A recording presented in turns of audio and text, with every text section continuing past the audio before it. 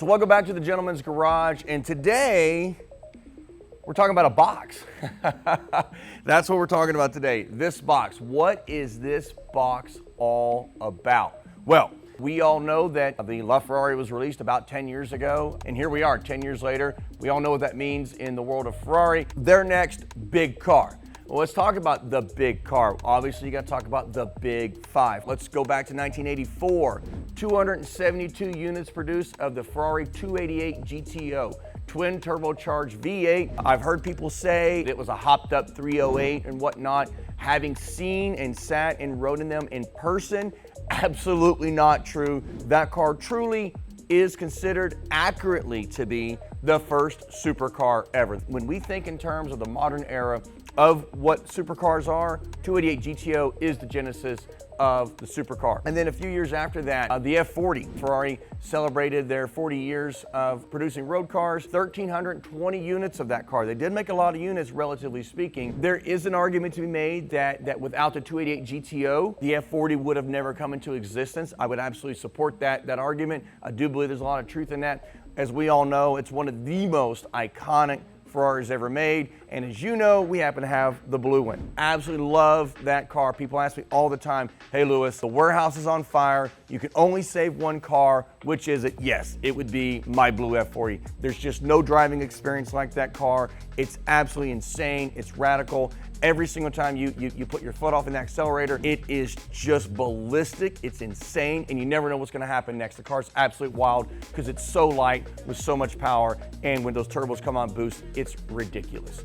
After that came the Ferrari F50. As you guys know, we just completed our purchase of the yellow F50. And the F50 is it's really an amazing car. There's a tremendous amount of genius put behind what the F50 is. The problem with the F50 at that time is that the F40 was so iconic, even to this day, that quite honestly, the F50 got overshadowed by the F40. And I get it, I understand why, but taking both cars on their merit individually and what they're all about, what is the F50? They only made 349 of that car, only 31 in yellow, which we happen to have. It's a true hardtop and roadster car. That hardtop, it takes about 2 hours of a trained technician to take that hardtop off. You put on that roadster top, and now you've got a roadster, but not just any roadster. You have a true F1 derived V12 engine strapped to this first ever complete carbon fiber monocoque. So when that V12 revs, there's nothing between you and that engine. It revs straight up your spine. When John hit that accelerator, that's exactly what it felt like. And you see it on my face. It's actually kind of hilarious and comical to look at. But 349, and most importantly, a gated manual transmission. So a hardtop and roadster in one. Gated manual transmission strapped to an F1, true F1 V12 derived engine. Unbelievable car, very limited production, 349 made. After that, 2003, Ferrari made the Enzo. Again, another V12 engine, doesn't really have the ties to F1 like the F50 did. And the Enzo was of that era where we were first getting into, as Jeremy Clarkson would call it, flappy paddle gearboxes. I still use that term, it's just stuck with me, but it's the F1 gearbox of Ferrari. Gorgeous car, amazing styling. First time that they made the dihedral doors that flip up from the side. Truly iconic, beautiful car, sounds amazing. We don't have one in the collection. Is that on the list? Yes, it's on the list. It's a little further down for some of the cars that we're trying to go after. Our goal was never necessarily to have all of the big five of Ferrari. It's just kind of come into focus at this point in my car collecting journey that we had the F40, then we got the La Ferrari, and now we ended up with the F50. The F50 was definitely not planned for this year, I can tell you. That is a lot of money. When you think about the fact that we bought the F40 11 months ago, then the La Ferrari, now the F50, so all in 11 months is an insane amount of money that we've spent just on those three cars. But you know, it's a journey, right? And I'm bringing you guys along on that journey of collecting cars and my passion for cars. And here we are, the right car, the right deal, maybe not the right time, but we made it work, made it happen. Then of course, 2014, the La Ferrari. This car sitting behind me comes out. Unbelievable car, V12 engine, the first time Ferrari ever incorporated hybrid technology into one of their cars. You get into the La Ferrari, 499 units made. Just like every car before its time, this is what became number 5 of the big 5. the La Ferrari had to set the standard of performance and technology, not only for where Ferrari and its competitors, McLaren, Lamborghini, now we got Bugatti, Koenigsegg, and other brands that are making tremendous cars. Ferrari has to create its supercar to establish that it's still the dominant brand out there. It's still leading the way in performance and technology and overall handling, drivability, reliability, all those things. So each one of these cars set the standard for what would be the next 10 years of what Ferrari's all about. How does Ferrari measure up? We all know 2014, 2015 was the big Holy Trinity discussion. The 918 Spider by Porsche, amazing car. The P1 by McLaren, truly incredible car. And then of course, the La Ferrari. Now here we are, 10 years later, what's happening? Well, there's still a lot of discussion, a little bit of mystery going on behind what Porsche's doing with their new supercar, their next big car. I'm hearing rumors that they're going to go back. Initially, it was going to be all electric. I'm hearing that they're looking at going back away from that. I hope they do. Porsche, you guys make great stuff. You know what you're doing. Listen to the customers. We do not want an all-electric supercar, no. The P1 replacement is set to be released in the next couple weeks as well, and the La Ferrari replacement. So this will now be Ferrari's number 6, which will be their big 6 cars. So this car's got huge shoes to fill. With that being said, what is this car looking like today? Well, Ferrari knows what they're doing. They know that there's cameramen outside the facility waiting to try to get, the big reveal of their new supercar coming out. So they're disguising the hell out of that car. I mean, I'm seeing today that they were using La Ferrari bodies to develop the SP3. So when are we going to see this thing? Well, very, very, very, very soon. Ferrari chooses the customers that are going to get these type of allocations for these types of cars. And that's a big, big, big thing. We all know that at the end of the day, these cars end up going for huge premiums over MSRP. So Ferrari's only going to reward its absolute top customers in the world with an allocation of a car of this magnitude, the greatest car they're going to make for the next 10 years. And that's what this box here is all about. It's strongly rumored, and I do believe this is the direction they're going to go. It's going to be a hybrid V6. How do I feel about that? I don't know. I don't know. Of course, I'd love to see another V12 for sure. I think most of you guys would as well. But I think there's just reality of pressures from EPA and pollution regulations, noise regulations now as well, that creating these types of supercars that we've come to know and love is just getting more and more and more difficult. And I don't blame the brand and the manufacturers. Of course, Ferrari would love to do another crazy, radical, amazing V12 and listen to that engine scream, and that's what we all want.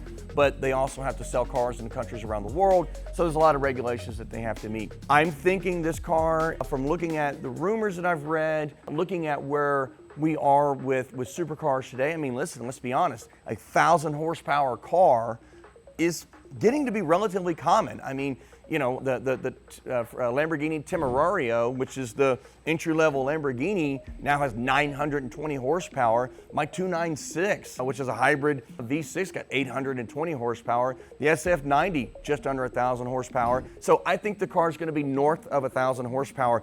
But I think that where Ferrari and a lot of these brand makers are going to have to go is, I don't know that we're going to be in a big horsepower race moving forward. I don't know that they're going to be producing 2,000 horsepower cars just yet. I think that the big brands are going to start focusing on, think more like the Aston Martin Valkyrie, right? A heavy aero designed and engineered car to give it unbelievable performance around a track, cornering capability, downforce is going to be off the charts, and I'm sure that's going to be what Ferrari's going to do with their number 6 hypercar. I think it's going to be a big focus on aero, and that's why I don't think they're going to go as far as the Valkyrie, but I think it's going to kind of be in between like a La Ferrari and Valkyrie in terms of really radical aerodynamic development and engineering. And listen, I could be wrong about every bit of that. I'm just going off rumors and kind of looking at the marketplace, rubbing a crystal ball a little bit, and seeing what I think that I want to predict about what this car is going to be like. But all that speculation ends for us October 10th. That's right. So along with this box came our invitation. We've been invited to Maranello, and not only have we been chosen to get an allocation of the number 6 Ferrari supercar, we are going to get a private unveiling of the car before the world premiere does. So we will be in Italy, getting to see a very private, small viewing, customers only that are actually getting the allocation of the car. I'm sure the cameras on our camera phones will be covered up. That'll be all taped up. We won't be allowed to take any pictures. I don't even know if I'll have to sign an NDA when I get there, so that maybe I can't even tell you guys about it. I don't know. Do know that whatever information we can bring to you guys, we will as soon as we possibly know it. And I'm gonna make the most of this Italy trip. Not only are we going over there, gonna visit the factory, get to see the new supercar in person, but the Ferrari Challenge Series, I hope you guys have been following us along with that. They've got Finale Mondiali at Imola, and I have entered that race, so I'll be racing there as well. Super cool. I never thought I would be racing in a foreign country, much less a Ferrari in Italy at Imola. So we'll be bringing you guys content on that. Truly life, pinch me life moment for sure. But with that being said, let's get back to this box. This is literally the key to you getting an allocation. If you did not receive this box, you're not getting an allocation of the Ferrari supercar, of the La Ferrari replacement. You're not. And inside this box, well, and nice, all carbon fiber, very, very well done. But here it is, literally the key, half the key actually.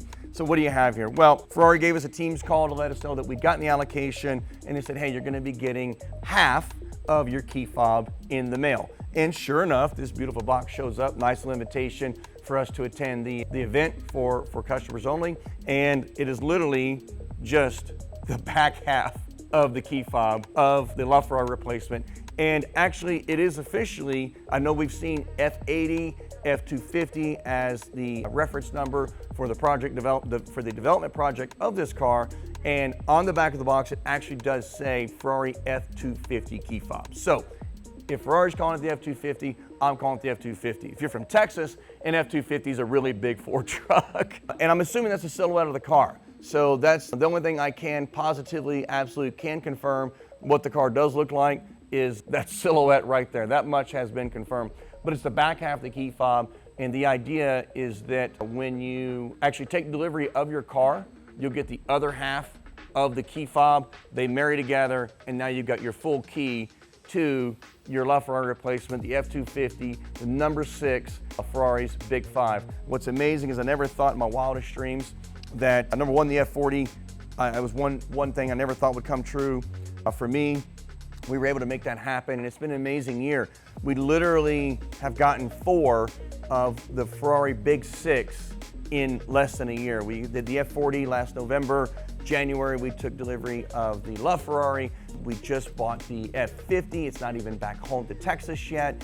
And now here we are going to Italy to take delivery of we're going to Italy to see the unveiling of the F250. I'm expecting that to go into production next year. I think probably about this time next year, that car will be here in the gentleman's garage. So there we are. That's what this box is all about. Ferrari's Big 6, the F250, it's here. We're about to see it in person in just a couple of weeks, and we're gonna continue to bring you guys along. So we'll see how much my speculation turns into reality. See you soon.